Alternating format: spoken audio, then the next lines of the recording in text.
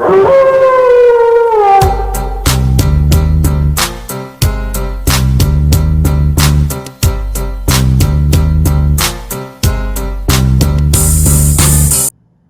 up, Ak?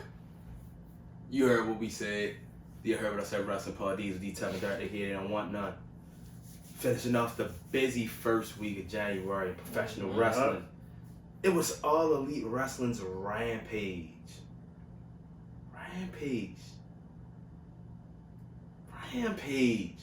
On Friday, Battle of the Belts on Saturday.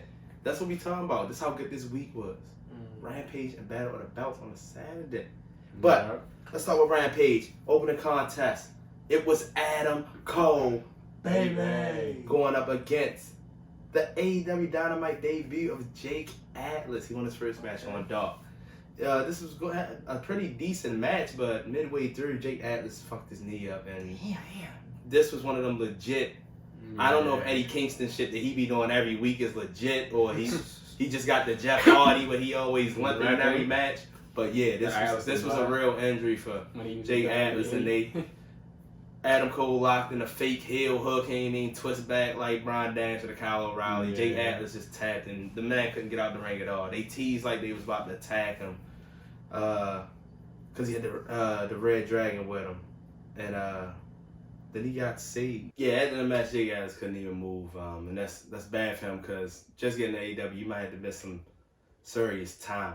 But it was a good opening contest. How you feel about that? Adam Cole, baby. Yes, sir. Mike Atlas, I had no chance. Nah, he had no chance. I don't know what he thought he was doing. Yeah, it's like. I mean, he didn't have a chance. He was versus Adam Cole. That was like the first person to put him against, but he wasn't gonna win either way. The injury just didn't help his chances at all. So yeah, that man, what's his name? Daniel Garcia. Yeah. Since he want to get in everybody face. But the next match, and I've noticed another routine. They always put Hook on Rampage when Taz and Starks are on commentary, so they can build him up. Yeah. Mr. Rampage. That meant, as the signs say, send Hook. And that is, this time it was Hook versus the Nightmare Factory's Aaron Solo with QT Marshall outside the ring. You know how Hook come to the ring. He ain't play no games. Serious walk around the ring, chill in the corner before he get to the work. I give Hook credit. He might just be getting into wrestling, but whatever the jiu-jitsu and the martial arts he been doing before, that shit is crisp. And he be getting work in that ring. Aaron Solo, as we just said for Jake Atlas, he didn't stand a chance. It was over before he started. That's it. Red Rum for the win. He taps out. QT Marshall gets in the ring. Gets his ass smacked too. And Hook just walks away. Hook is the man. Hook will get some shine. He's gonna be better than his daddy, son. He got a lot of potential, but Hook with a big victory. Next, they had a tag team match for the women. It was Ruby Soho and Riho going up against Britt and Jamie Hayter. And the match was decent, but they was teasing Jamie Hayter having problems with Britt the whole time on that MJF Warlow shit. So she made a mistake and punched Britt halfway through the match when one of the ladies ducked. And then Jamie Hayter got rolled up and they lost. And Jamie Hayter and them, they tried to attack them out of the match. Serena Deeb and Thunder Rosa started. I mean, not Thunder Rosa. Hikaru Shida started fighting. Hikaru Shida came out there like she was about to help Riho and them because it was a 3-on-2 now. Rebel and them. They started fighting, but Brick and Rebel, they got some trouble, but that was all leading to Riho and Britt at battle for the belts. But to main event of Rampage, it was a 6-man street fight, no DQ, no rules, anything goes. It was the Madman Eddie Kingston. It was Santana and Ortiz going up against this damn Daniel Garcia in 2.0. 2.0. Damn. Now, you know how Mark Henry likes to get his shine on. Eddie Kingston wasn't having none of that shit. 5 seconds of the promo, this nigga walked away, and I was immediately like, they about to go attack these niggas. And the match started right there. It was time for the main event. Street fight was everywhere. They fought their way out once the commercial break was over. As I said, Eddie Kingston looked like knee always hurt in the ring. It was a street fight. These niggas was pulling weapons out. They was in the crowd. motherfuckers was getting hurt. I don't know who Daniel Garcia remind me of, but he's too aggressive for no reason. 2.0 was some scrubs, but they getting. I'm not gonna say they getting just as much shine they got on NXT. They was fighting every fucking week. They were. Average. They was Mr. 205 Lives, both of them. But every fucking week. The fake Young Bucks. Yeah. But at the end, Santana and Ortiz with a nice combo flurry of moves, Insecurity, Stunner, German suplex into some nice move Santana did. Santana gets the pin. But of course, afterwards, them motherfuckers was mad. Now you gonna see them. They beating up everybody. They started taping Eddie Kingston to the ropes. Until you know who made the save to end the show. It was Y2J again. Come down there and save him and shit. He got the motherfucker. Though they even had the sock out there and shit. That Santana Ortiz bring. It was a good match all over. Jericho said 2.0's them guys off of South Park. The ones that used to sing and cuss. One thing I give Rampage. They always got one decent match on that bitch to keep it okay. So, but Terrence and Phillip. Terrence and Phillip, asshole. Yeah, they some scrubs. But after 2 consecutive losses, Kingston gets the one over Daniel Garcia this time, but they still fighting him. So I don't know if it's over. I don't know why they still fighting. But then we get the battle of the belts on Saturday. I don't know why it was needed. Let me just say they didn't really brand it like that. They advertised it. They advertised it, but they built it up. Like it's supposed to be a real big like a month ago. Hangman Page on a poster. Mm-hmm. Like he's supposed to be fighting for the world title on that and the Lucha Brothers. Like it's supposed to be a tag team title match, but it didn't happen that way. I don't know if it's because of COVID or he changed plans. But it wasn't as big as he made it, and it was only an hour like Rampage. I feel like once they got closer to January, they realized Battle of the Belts and fucking the AEW Dynamite debut was too close, and they had to figure out which ones gonna have the good best matches. Mm-hmm. And then I don't even know I don't even know if it's that, not even just the poster part. It was only an hour. To me, that's just another Rampage, just with belts. Basically, was like. And then when you want to get into it, let's talk about the matches they had on the card. First, it was advertised. Your first ever 3-time TNT champion Cody Rhodes was supposed to defend against the guy he took the title from, Sammy Guevara, but a rematch.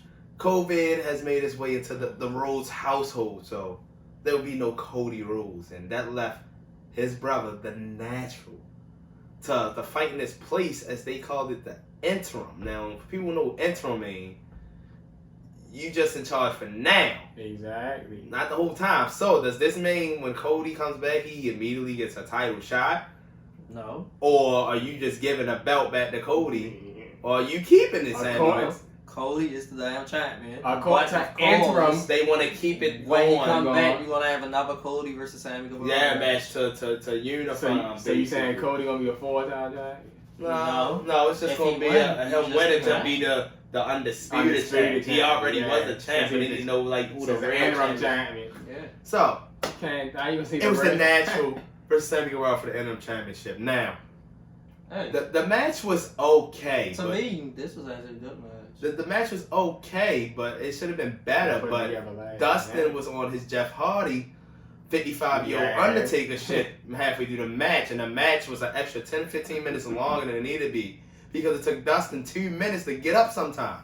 Like the spot where Sammy kicked him and he went outside the ring, and Aubrey took about 20 seconds just to count the 4 and then tell Arn Anderson to move back. But it wasn't all Dustin. When Sammy knee got messed up, Sammy was sticking out a lot to get up because his knee was hurting. No, but I feel like Sammy was just using that to his advantage. Like I said, for example, the time when Dustin rolled out of the ring and then he finally got up. Sammy was in the corner building up like he waiting for a super kick and shit. And then a nigga did a fucking effortless springboard fucking shooting star press. So I'm not gonna say his leg wasn't messed up, but it wasn't as bad as what was actually happening to Dustin. The nigga's old. He's 50. And this long ass match was getting to him. But he gave y'all a Canadian destroyer through a table. Oh, that was beautiful. Outside That was the ring, vintage. Sammy Guevara. And that was one of the reasons why it took their ass so long to get up once they got back in the ring. Yeah, that definitely took him long to get up. Yeah, but this was like Darren said, it was a pretty good match. I said it was okay because of how long it took between segments. It was like, as Kevin Owens said, a headlock fest. It was a rest hold fest because of how long it took. But at the end, them guys was kicking out. There was a kick out of a GTH. I did not believe Dustin kicked out of that shit, but he did. But he got hit with another one. And your interim champion, and Sammy Guevara, he gets love from Dustin at the end. And then he gets confronted by Daniel Garcia wearing this. He's wearing an AEW hoodie, some old ass 1990 Jordan ass jeans, and some Air Forces he had since high school. I don't know how much money AEW paying him, how much he making on the Indies, but I don't know if he looking like Kawhi Leonard or what, because he came out there all in Sammy face. I wouldn't even give him a title shot, but they looked like they was really scrapping up that son of a bitch. And one thing I give credit to Sammy. Sammy is good at selling the shit out of shit. For people who didn't see it, especially if you watch the replay, he never hit the ground on the crossroads. He flipped over perfectly and sold it. He even rolled his eyes in the back of his head like he was dead and unconscious. But when they showed the replay, the nigga used his hand and flipped over. He never got that. Was beautiful selling. God damn. But how'd y'all feel about this match right here? When I saw it, once I saw it in a match, you Dustin not going. Yeah. I was like, Sammy going to win. We just going to have another Sammy versus Cody. I just thought they shouldn't have had the match. I mean, but I feel like stuff. Yeah, exactly. You're right. And plus, I feel like because of the short period of time of not having your bigger champions on there. Yeah, that's true. And with this already being advertised, you kind of had to still have that belt defended. But I mean, I guess it was nice to give. I just feel like I hate seeing Dustin in this position where you don't have to always put over the young nigga. You can put that's what I was saying in that particular answer. You could have just got another decent person. You could have got a nigga like Scorpio. Sammy was just the champion. But I think they got a storyline with them. I really think Scorpio Sky gonna take the belt from Cody. You think they gonna actually do something with Dan Lambert? Yeah, they not keeping him again after all that shit with Jericho for no reason. Oh yeah, remember that promo? He even had his man up in remember the promo he had before Ethan Page Page lost with a mic talking once again for 5 minutes. Talking about how yes, I'm glad you just said that. Talking about how about Cody Rhodes.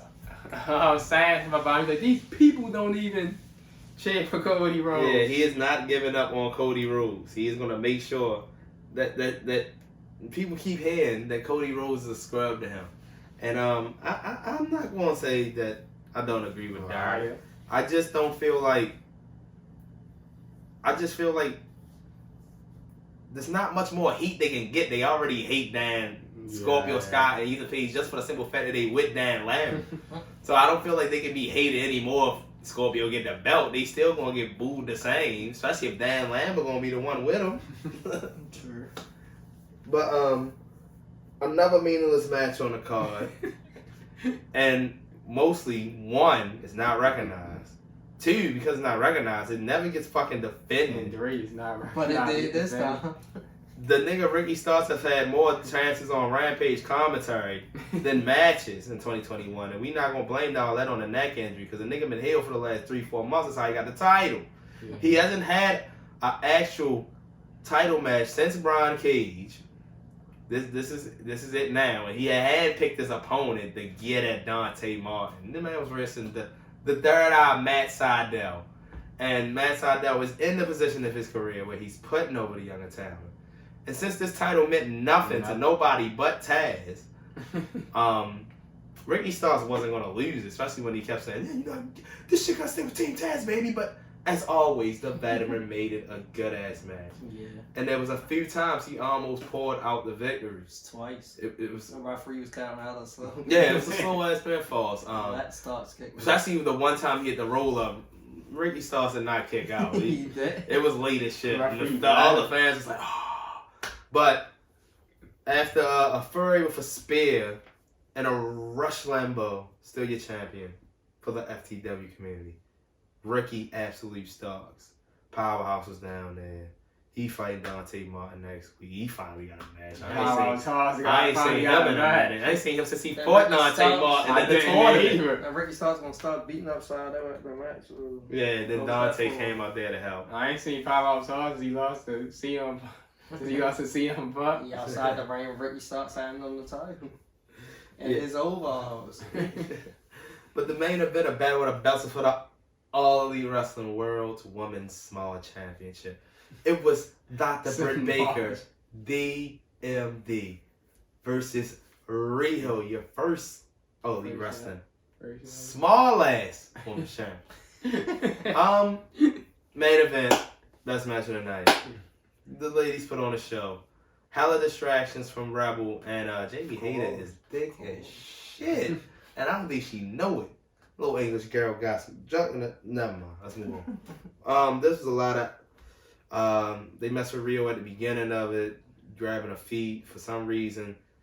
Jamie Hayter kept getting up on the ropes. At one point, they all interfered, and Riho did the dive on Rebel and then walked up a table and drop kicked Jamie Hayter, and the table fell on her leg. At the end, Britt Baker, though, she had Riho a couple times, but Riho just kept coming back. Riho got a Tiger Fang kick. She got a Meteora. She got a couple things, and they never looked, because Rio's so small, it never looked believable that she was gonna beat Britt with those moves the way Britt been working. They kept trying to bring up, they kept promoting Britt's never beat Riho. And all, man, fuck all that shit. This is a new era. This is a new time. And Riho wasn't winning this match, distraction or not. At the end, with a lockjaw, she taps out. Britt Baker is still your champion, and at the end, little love fest, hug it out between Jamie Hayter and Britt. But Britt ain't losing that title no time soon, and I don't know who it is, but if I agree with them guys, it might not be till down the road to take it. But Britt Baker's role is going to continue. But did you on see? Top of the did you AEW division. peek and saw what happened between them again? It looked like they was jogging the back and forth. Hayter and Rebel. Like Rebel had the title, and Jamie snatched it from her.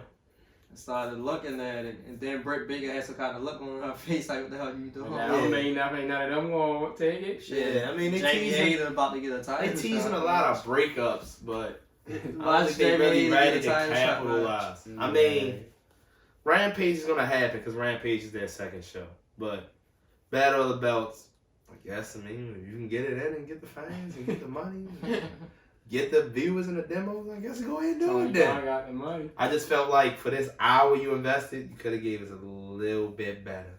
But I mean, the action from Dustin and Sammy, and I mean, it was decent enough action that it was worth a watch. God damn it!